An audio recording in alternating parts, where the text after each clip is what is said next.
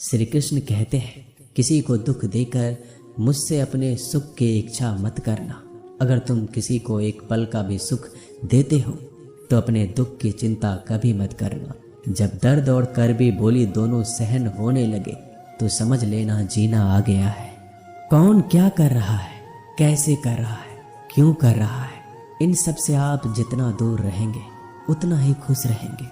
हंसते रहो तो दुनिया साथ है, वरना आंसुओं को तो आंखों में भी जगह नहीं मिलती। जीवन में जो होता है वह किसी वजह से होता है, या तो वह आपको कुछ बनाकर जाता है या फिर कुछ सिखाकर। कटना, पिसना और अंतिम समय तक निचोड़े जाना गन्ने से बेहतर कौन जानता है कि मीठा होने का नुकसान कितना होता है। जब कोई दिल दुखाए तो सबसे बेहतर है कि हम चुप हो जाए, क्योंकि जिन्हें हम जवाब नहीं देते उन्हें फिर वक्त जवाब देता है। अंधे बहरे गूंगे बनकर अपने लक्ष्य पर ध्यान देते रहो। यहाँ इतने खाली लोग हैं कि ना खुद कुछ करेंगे और ना करने वालों को कुछ करने देंगे, और उनका मनोबल भी तोड़ देंगे। लोग जरा सी बात पर आपको छोड़ देते हैं और भगवान जरा सी प्रार्थना से आपको थाम लेते हैं। कर्मों से डरिए, ईश्वर से नहीं। ईश्वर तो माफ कर देता है मगर कर्म नहीं। यह अटल सत्य है कि जैसे बछड़ा 100 गायों में अपनी माँ को ढूंढ लेता है, उसी प्रकार कर्म अपने कर्ता को आज नहीं तो कल ढूंढ ही लेता है। नीयत साफ और मकसद सही हो तो यकीनन किसी न किसी रूप में ईश्वर भी आपकी मदद करते हैं। जिंदगी में जितना शांत रहोगे अपने आप को उतना ही मजबूत पाओगे, क्योंकि लोहा ठंडा होने पर मजबूत होता है। गरीब रहोगे कोई ध्यान नहीं देता, मेहनत करोगे तो सब हंसेंगे, लेकिन जब कामयाब हो जाओगे तो सब जलेंगे। जिंदगी वो हिसाब है जिसे पीछे जाकर सही नहीं किया जा सकता। इसलिए आज में सुधार करें और पुरानी बातों को अनुभव की तरह इस्तेमाल करें। जिस जिंदगी में उत्साह, लक्ष्य और अनुशासन ना हो उसे जिंदगी जीना नहीं, जिंदगी काटना कहते हैं। कभी कभी आप बिना कुछ गलत किए भी बुरे बन जाते हैं, क्योंकि जैसा लोग चाहते थे आप वैसा नहीं करते। जिस मनुष्य के हृदय में सच्ची मानवता हो उसकी सोच हमेशा यही होगी कि मुझे मिला हुआ दुख किसी को ना मिले और मुझे मिला हुआ सुख सबको मिले। मैंने हंसकर भी देख लिया और रोकर भी देख लिया, किसी को पाकर किसी को खोकर भी देख लिया। ये जान लिया कि जिंदगी वही जी सकता है जिसने अकेले जीना सीख लिया। जिंदगी बहुत कुछ सिखाती है, थोड़ा रुलाती है, थोड़ा हंसाती है। खुद से ज़्यादा किसी पे भरोसा मत करना, क्योंकि अंधेरे में तो परछाई भी साथ छोड़ देती है। अगर कोई आपको सच्चा प्यार करता है तो वह आपको समय जरूर देगा, आपकी हर स्थिति में साथ देगा, हमेशा आपके लिए समर्पित रहेगा, क्योंकि सच्चा प्यार एक दूसरे की खुशियाँ चाहेगा, आंखों में पानी नहीं। लोहे को कोई नष्ट नहीं कर सकता, बस उसका जंग उसे नष्ट कर सकता है। इसी तरह आदमी को कोई और नहीं बल्कि उसकी सोच ही नष्ट कर सकती है। इसलिए सोच अच्छी रखो, फल अच्छा ही होगा। इतना कमज़ोर मत बनो कि कोई भी आपको तोड़ सके, बल्कि इतना मजबूत बनो कि आपको तोड़ने वाला खुद ही टूट जाए। दर्द आपको मजबूत बनाता है, डर आपको बहादुर बनाता है, अनुभव आपको सिखा देता है। जिस दिन हम समझ जाएंगे कि सामने वाला गलत नहीं, सिर्फ आपकी सोच हमसे अलग है, उस दिन जीवन में सब दुख दूर हो जाएंगे। क्यों रोते हो? मन का ना होने पर जो लिखा है वही होकर रहेगा। एक रास्ता बंद करने से पहले भगवान 10 रास्ते खोल देते हैं। गर्मी के मौसम में पत्ते सूखने के बाद भी पंछी घोंसला नहीं छोड़ते, क्योंकि वो जानते हैं फिर से बरसात आएगी और पेड़ पर नए पत्ते आएंगे। जो हुआ उसे भूलकर नई शुरुआत करो और याद रखो, जिसका कोई नहीं होता उसका भगवान होता है। मतलब से जुड़े रिश्ते मतलब तक साथ देते हैं, लेकिन दिल से जुड़े रिश्ते आखिरी सांस तक निभाते हैं। अच्छा काम करते रहो, चाहे कोई सम्मान करे या ना करे, क्योंकि सूर्योदय तब भी होता है जब करोड़ों लोग सोए रहते हैं। दुनिया में हर एक काम आसान है, केवल अंदर से आवाज़ आनी चाहिए। हमेशा मेहनत और उस परमात्मा पर विश्वास रखना ही सफलता का सूत्र है। जीवन में सबसे बड़ी गलती वो है जिस गलती से हम कुछ सीख नहीं पाते।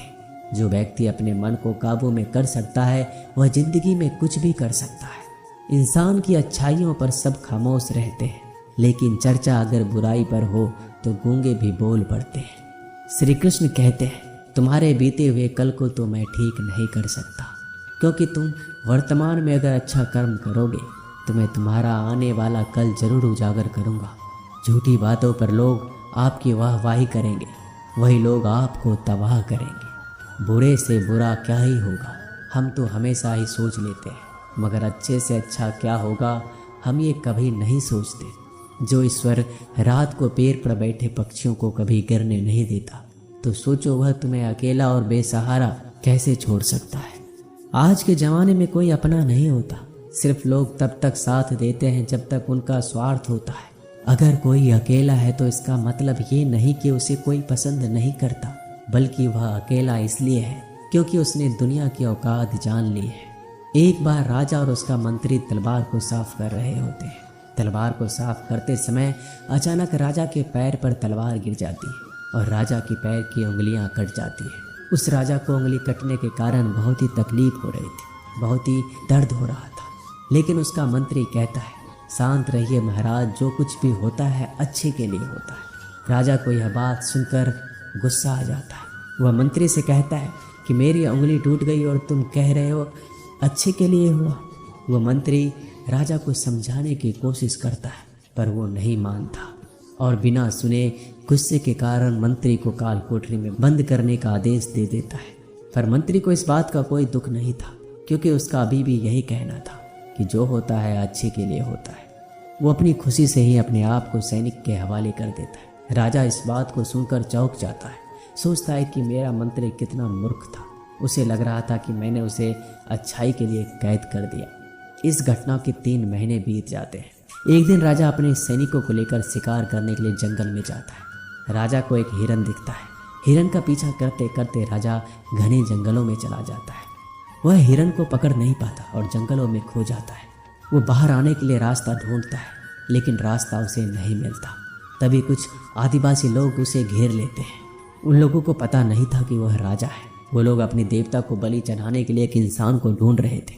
आदिवासी लोग राजा को पकड़कर अपने इलाके में ले जाते हैं। राजा उनको बार बार समझाने की कोशिश करते हैं, लेकिन वो लोग कुछ भी नहीं समझ रहे थे। वो लोग खुशी से नाचते हैं और राजा को नहलाकर बलि चढ़ाने के लिए उनको कपड़ा पहनाते हैं। अब राजा को लगता है कि वो मरने वाला है। जब आदिवासी लोगों का मुखिया राजा को मारने जाता है, तब देखता है कि राजा के पैर की उंगली कट चुकी है। इसको देखकर उसका मुखिया कहता है कि इस इंसान की बलि नहीं दी जा सकती, क्योंकि ये इंसान पूरा नहीं है, एक अंग कटा हुआ है, और उनके भगवान को एक पूरे इंसान की बलि ही दी जा सकती है। अगर ऐसे इंसान की बलि दी जाए जिसका अंग पहले से कटा हुआ है, तो उनके देवता खुश होने की जगह नाराज हो जाएंगे। फिर वो लोग राजा को छोड़ देते हैं। राजा खुशी खुशी अपने महल चला जाता है और सोचता है, अगर मेरी उंगली उस दिन ना कटी होती तो आज मेरी मौत हो जाती। इसका मतलब मंत्री सही कह रहा था, जो कुछ होता है अच्छे के लिए होता है। फिर राजा अपने सैनिकों को आदेश देता है कि जल्दी से जाकर मंत्री को रिहा किया जाए। फिर राजा मंत्री को अपना पद वापस देते हैं और पूछते हैं, मंत्री उस दिन मेरी उंगली कट गई, मेरे लिए अच्छा हुआ, मैं मान गया, लेकिन तुम जेल में हो, इससे तुम्हारा क्या अच्छा हुआ। मंत्री खुशी खुशी राजा से कहता है, महाराज आप शिकार के लिए जाते तो आपके साथ मुझे भी आना पड़ता, और अगर मैं आपके साथ जाता तो लोग मुझे मार देते। मंत्री की बात सुनकर राजा को समझ आता है कि जो भी हमारे जीवन में होता है वो अच्छे के लिए होता है। अगर हम अपने जीवन में देखें तो हमारे जीवन में भी कुछ मुश्किलें आती हैं, हम उनका सामना नहीं करते, हम उनको ही दोष देते हैं। ये मुश्किलें हमें आगे बढ़ाने और मजबूत कराने के लिए ही आती हैं। हमें हर मुश्किलों को सकारात्मक तरीके से देखना चाहिए, क्योंकि हर चीज़ कुछ ना कुछ सिखाकर ही जाती है। हर व्यक्ति के जीवन में सुख और दुख का आना जाना बना रहता है।